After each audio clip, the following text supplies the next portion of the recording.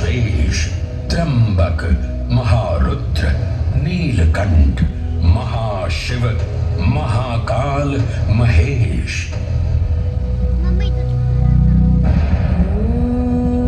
महाकाल जिनके उद्गम से उत्पन्न होती सृष्टि की लय।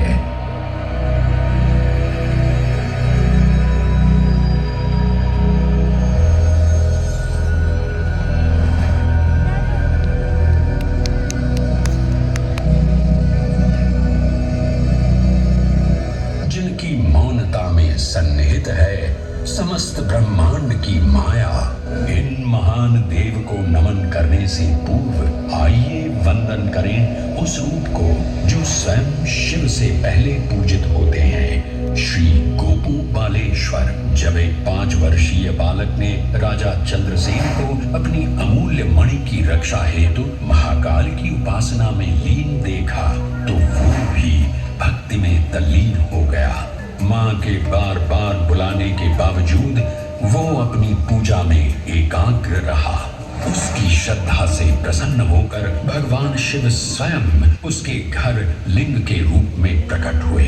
इस बालक की भक्ति से प्रभावित होकर चंद्रसेन सहित अन्य राजा भी वहां पहुंचे, जहां स्वयं भगवान हनुमान ने भी दर्शन देकर उद्घोष किया कि इसी वंश में नंद जन्म लेंगे, जिनके पुत्र होंगे विष्णु भगवान के अवतार श्री कृष्ण। ये परंपरा न केवल बाल भक्ति की प्रतीक है, बल्कि गुरु शिष्य परंपरा, तांत्रिक साधनाओं और क्रमिक पूजन की विधियों से भी जुड़ी है। मंदिर परिसर में स्थित एक छोटा मंदिर श्री गोपू बालेश्वर महादेव मंदिर आज भी इस घटना की स्मृति को संजोए हुए है। महाकाल जो हर परमाणु और कोशिका में है, हर पल हर क्षण में। महाकाल जो है इस महानगर उज्जैन और नदी शिप्रा के कण कण में। आइए सुने उसी पावन नदी शिप्रा से महादेव की अद्भुत गाथा।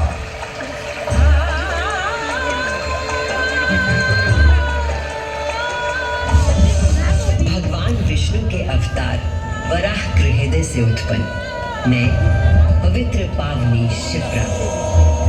उद्गम तो मेरा श्री हरि के हृदय के चरणों में।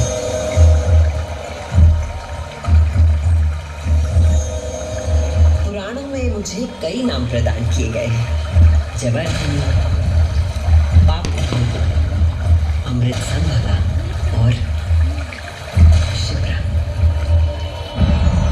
वर्तमान कथा का प्रवाह आरंभ करने से पूर्व यह आवश्यक है कि मैं आप सभी को अपने उद्गम की उस दिव्य गाथा से अवगत कराऊं, जिसे जानकर आप अचंभित हो जाओगे। मेरा उद्गम ऋषि अत्रि से जुड़ा है।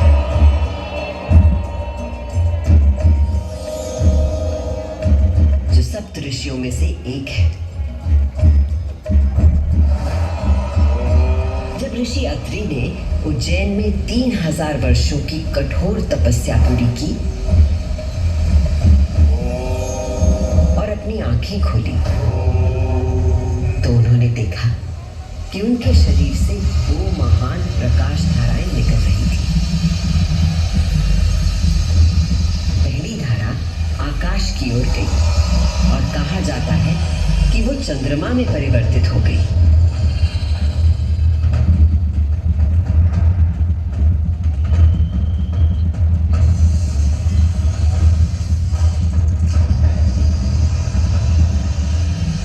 दूसरी प्रकाश धारा पृथ्वी की ओर गई और उसने मेरा रूप धारण कर लिया। और उस प्राचीन काल से बहती आ रही हूं मैं, इतिहास, आध्यात्मिकता, दिव्यता की कहानियां अपने साथ लेकर। कहानियां महाकाल की जो विश्व का आदि और अंत है, जीवन का आरंभ और समापन जिनकी इच्छा से होता है, जो इस विश्व की निस्तब्धता और ध्वनि दोनों है।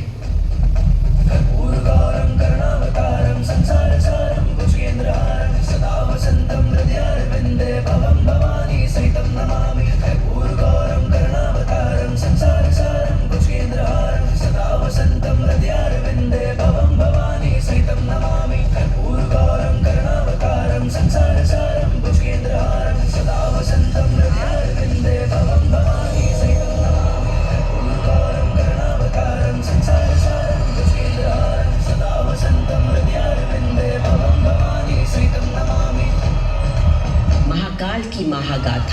इतनी विस्तृत हैं कि वे काल और अंतरिक्ष की सीमाओं को पार कर सकती हैं। और आज मैं आपको इन कथाओं का केवल एक संक्षिप्त अंश प्रस्तुत करूंगी, केवल कुछ चुनिंदा मोती। समस्त सृष्टि महाकाल की अद्वितीय चेतना का संचार है, परंतु जिसके हृदय में स्वयं महाकाल की दिव्य चेतना प्रवाहित होती है, वही है मेरे तट पर स्थित उज्जैनी। स्कंद पुराण में अवंती खंड के अनुसार अवंतिका यानी उज्जैन सप्त सागर के अस्तित्व के बारे में बताया गया है, जिनमें से एक है रुद्र सागर।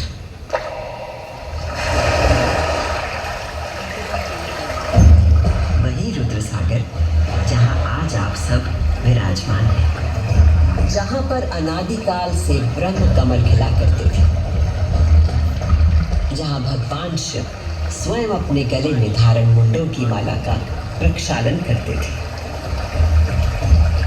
पौराणिक प्रमाणों में मिलता है कि यदि कोई व्यक्ति अनजाने में भी इस जल का स्पर्श करता है तो 7 कुल का उद्धार हो जाता है। संतजन को मोक्ष और जीव को अकाल मृत्यु से त्राण देने हेतु अवंतिकापुरी में अवतरित देवाधिदेव महाकालेश्वर को मैं कृतज्ञ वंदन अर्पित करती हूँ।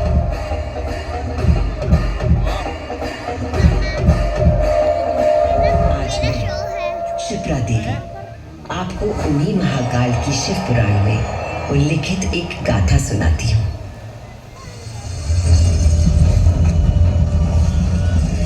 ब्रह्मांड के इतिहास में हमारी आकाश गंगा में भगवान ब्रह्मा और भगवान विष्णु के बीच श्रेष्ठता को लेकर प्रचंड विवाद हुआ।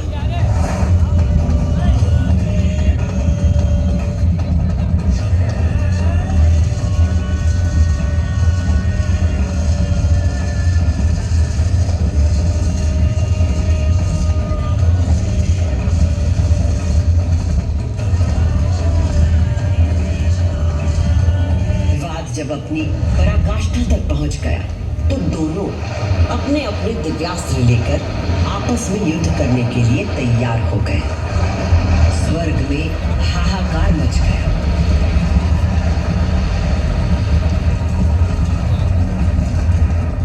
दिव्यास्त्र चलने से संपूर्ण जगत पर प्रलय का आना निश्चित था।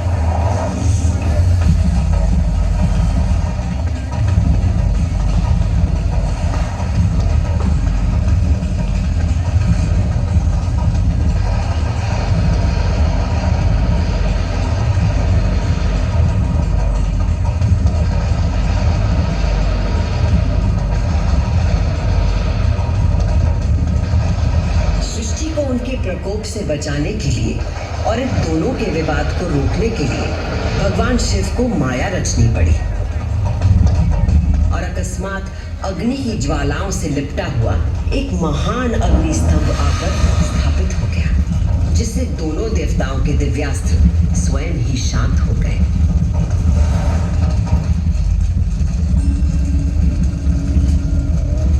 एक ऐसा अग्नि स्तंभ जिसका ना कोई आदि था न अंत था। दोनों देवों ने अनुभूत किया कि स्तंभ के पीछे निसंदेह कोई अद्वितीय अलौकिक शक्ति निहित है। वे दोनों बोल उठे, हे महाप्रभु, आप हमें अपने यथार्थ रूप के दर्शन कराइए। तब उस स्तंभ से महादेव स्वयं प्रकट हुए।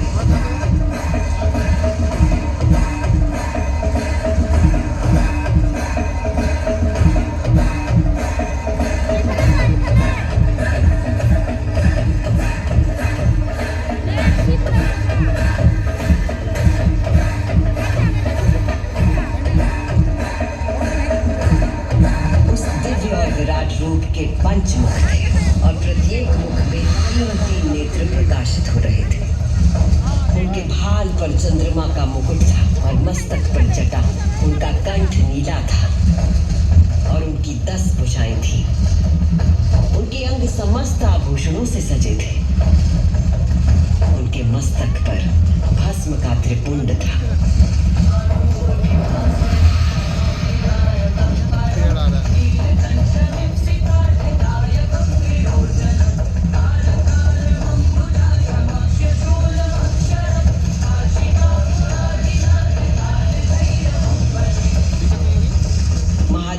ब्रह्मा और विष्णु से कहा, सुरश्रेष्ठ ब्रह्मा जी, आप मेरी आज्ञा से सृष्टि की रचना करें और सुरश्रेष्ठ विष्णु जी, आप चर अजर जगत का पालन करें।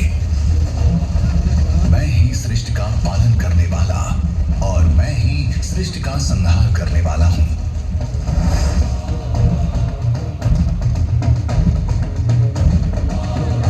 मैं ही ब्रह्मा, विष्णु और रुद्र नाम से 3 रूपों में बटा हूं।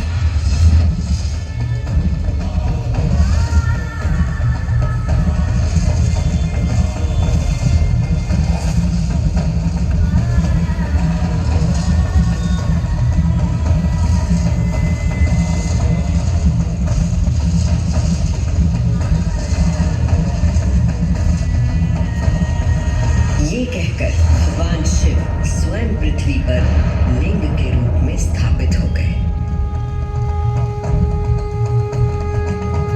उस पल से इस लोक में लिंग पूजा का विधान प्रारंभ हुआ।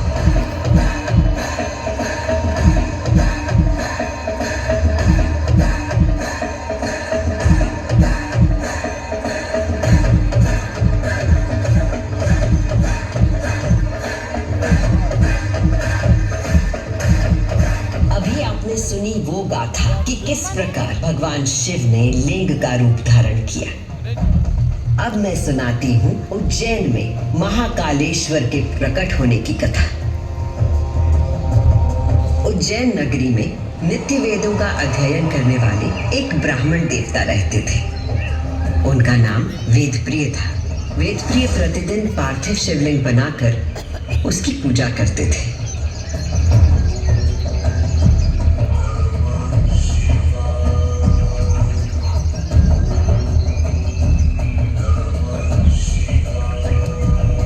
वेदप्रिय के शिव पूजा पारायण और भगवान शिव में आस्था रखने वाले 4 तेजस्वी पुत्र थे। उनके नाम थे देवप्रिय, प्रियमेधा, सुकृत और सुव्रत। चारों सद्गुणों में अपने धार्मिक पिता से कम न थे। दिनों दिन उनके सद्गुणों में अभिवृद्धि होती रही, जिसके कारण अवंती नगरी उनके ज्ञान के तेज से प्रकाशित होने लगी। उसी समय दूषण नाम का एक असुर प्रजापति ब्रह्मा की उपासना में लगा हुआ।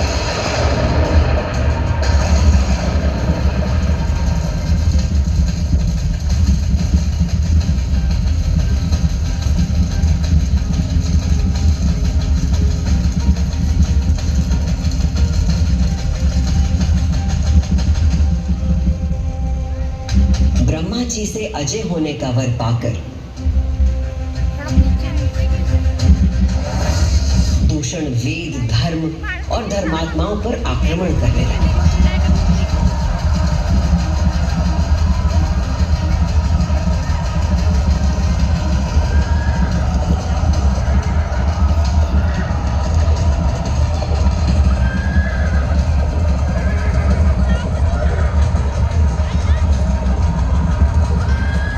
अत्याचारों की पराकाष्ठा पर पहुंचते हुए उसने उज्जैनी पर हमला करने का दुस्साहस किया। उज्जैनी में त्राही त्राही मच गई। मेरे दैत्य सेना नायकों, तुम चारों दिशाओं में जाओ और उज्जैनी में जहां कहीं धर्म पर चलने वाला, वेदों का अध्ययन करने वाला दिखाई दे, उसका नाश करो।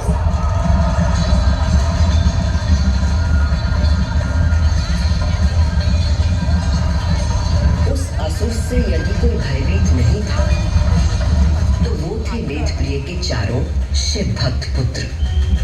नगर को भयाक्रांत देख उन चारों ने उज्जैनी के नागरिकों को आश्वासन दिया। उज्जैनी के नागरिकों, आप सभी अपने भक्तों पर सदा कृपा करने वाले भगवान शंकर पर विश्वास रखें और उनका ध्यान करें। भगवान सबकी रक्षा करेंगे।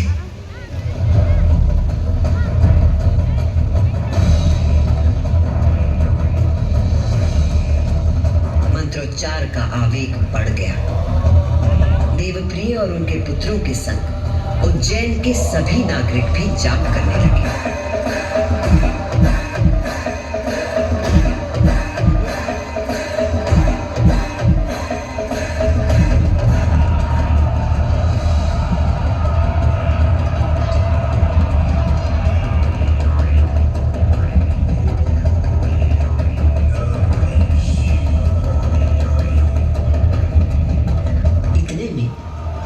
दूषण अपनी सेना के साथ वहां पहुंच गया और उसने वेदप्रिय के पुत्रों को देख अपने सैनिकों को आज्ञा दी, वध कर दो शिव की आराधना करने वाले इन शिव भक्तों का।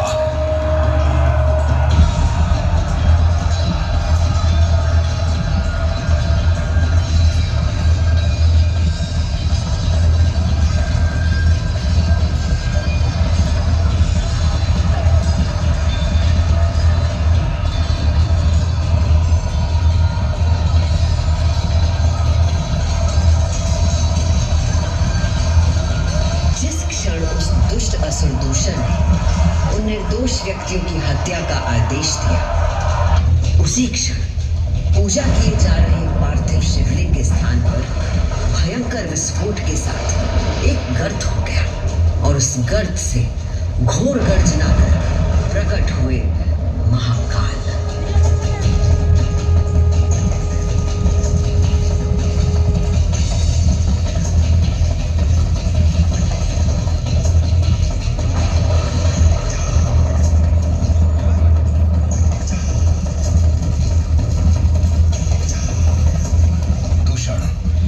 सत्पुरुषों के लिए आश्रयदाता हूं और तुझ जैसे दुष्टों के लिए महाकाल हूं। ये शिव का वो रूप था जो काल के परे था, जो संहार करता भी था और सृजन करता भी। महाकाल के प्रकोप से दूषण का नाश हुआ और उज्जैन में एक बार फिर से शांति स्थापित हो गई।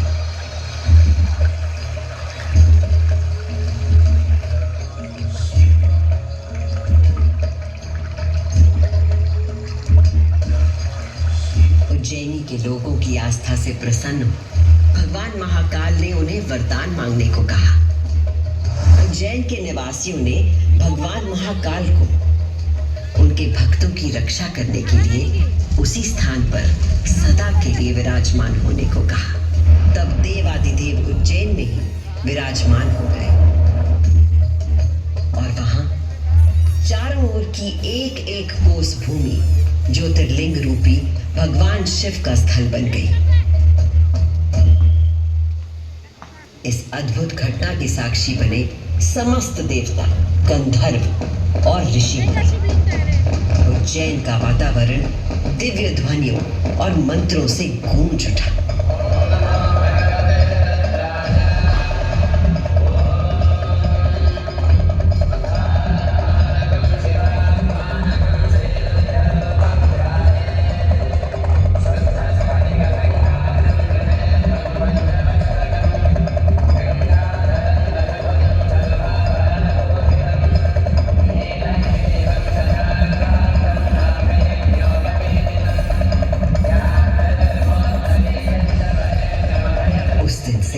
भगवान शिव ने महाकालेश्वर के रूप में भूतल पर अपनी प्रतिष्ठा प्राप्त की और ये स्थान श्रद्धालुओं के लिए तीर्थ स्थल बन गया।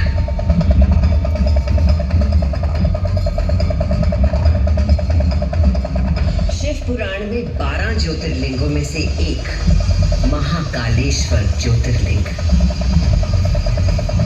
यहाँ की भस्म आरती विश्व प्रसिद्ध है।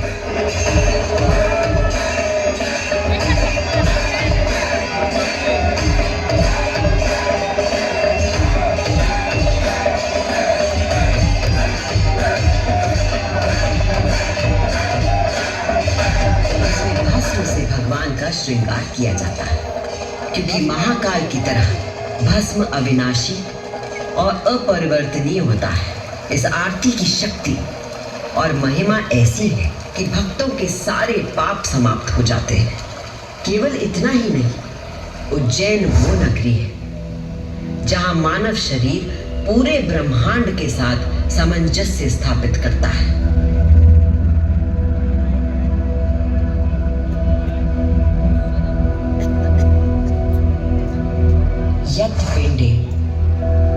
समस्त ब्रह्मांडे अर्थात जो कुछ मानव शरीर में है वही ब्रह्मांड में भी विद्यमान है।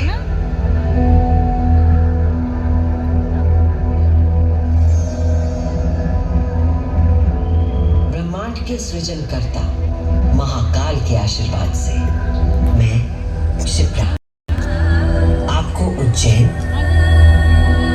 तथा महाकाल की शक्ति, भक्ति और मुक्ति की गाथाएं सुनाती रहूंगी। काल का प्रवाह अनंत है, इसलिए जब तक महाकाल है